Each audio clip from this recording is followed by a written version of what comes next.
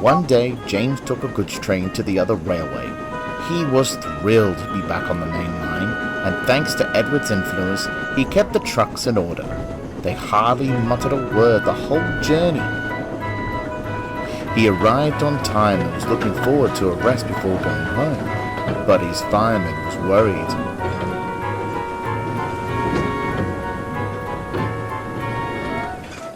"You need more coal," he grumbled, "but there's not a bunker in sight." "We'll have to ask around. There must be coal somewhere," added the driver. "I doubt we'll get much assistance," muttered James.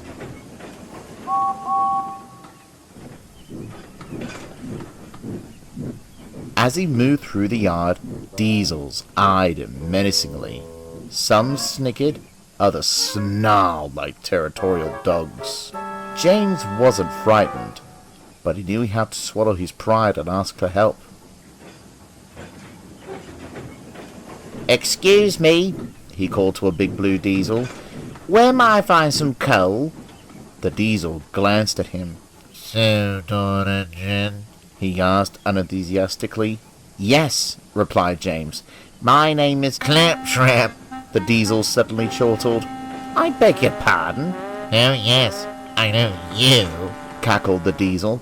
"Claptrap, the pitiful thing that broke down with the express. Oh, and look, they even gave you a little goods train to make you feel useful. How touching." James was speechless. "Run along back to your island of delusion, though I feel the scrapyard will be more fitting." "That's enough out of you," a shunter scuttled over. "Your coaches are waiting. Get fuel to be off with you." The big diesel harumphed. "At least a modern engine will be put on the express. I'll go show your controller what he's missing."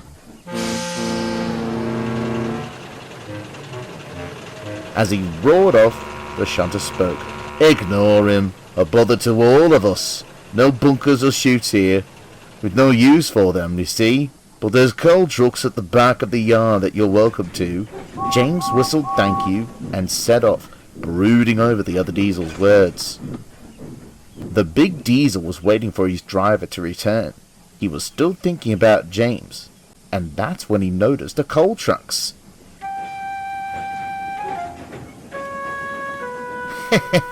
"Let's see old Claptrap get home now," he chuckled. When his driver returned, the diesel told him they were to bring the trucks to the station. The driver, unsuspecting, backed him down the siding. The diesel tried to slow down to couple to the trucks, but couldn't. "I say, what's this?" he yelped. The driver tried and tried, but the brakes wouldn't work. Suddenly, crash! At that moment, James appeared. As the dust settled, he couldn't help but laugh. The truck squashed against the buffers were now in pieces. The diesel sat crooked, with lumps of coal piled around him. "Well, well," remarked James. "What have you got yourself into, Lumpy?" That's not my name!" The diesel spluttered angrily. "It is now," grunted the shunter, who had been alerted by the commotion. "Serves you right for being horrid." Lumpy huffed and looked sulkily away. "Couldn't have picked a better time for your tantrums, eh?" scolded the shunter. "Your express to Sodor is due, and here you are, dirty and derailed." "I'll take it," James offered. "You?" scoffed Lumpy. "I'd like to see you try." "I will try," James snapped back, "which is more than I can say for you." Soon everything was arranged. After James's tender was filled, he hurriedly backed onto the coaches. When the whistle blew, he was off. Come on, he puffed eagerly.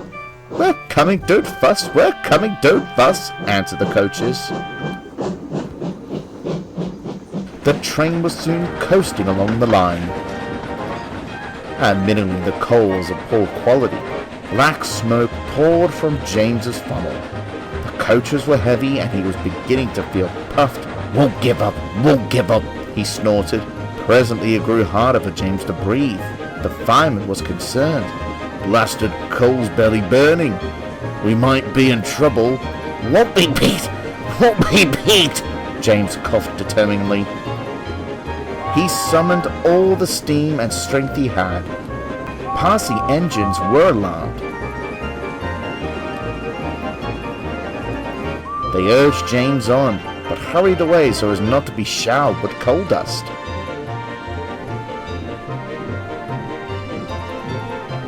At long last, a big station appeared in the distance.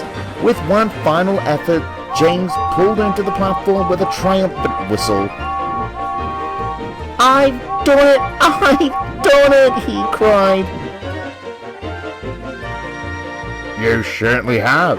Walking towards him was the Fat Controller. "I've heard all about your ordeal on the other railway. I'm very proud of you, James. Would you like to pull the express again? I know the extra coaches complicate matters, but..." "No, thank you, sir," James cut in.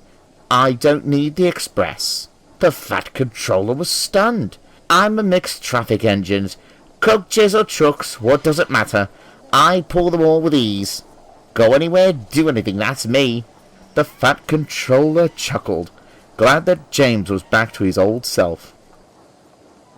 James is a much happier engine now. Sometimes he misses the thrill of the express, but venturing to new parts of the island makes up for it. Besides, the passengers on the local trains always remark how smart and smooth he is. James certainly couldn't complain about that. And what about Lumpy? You could say he's a different engine too, much quieter and far less brash. His story had spread, and he dreaded going to Sodor.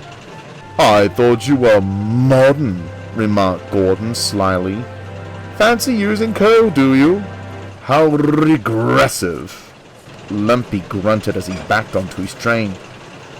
"Oh, look," James smirked. "They've given you a little goods train so you can feel useful.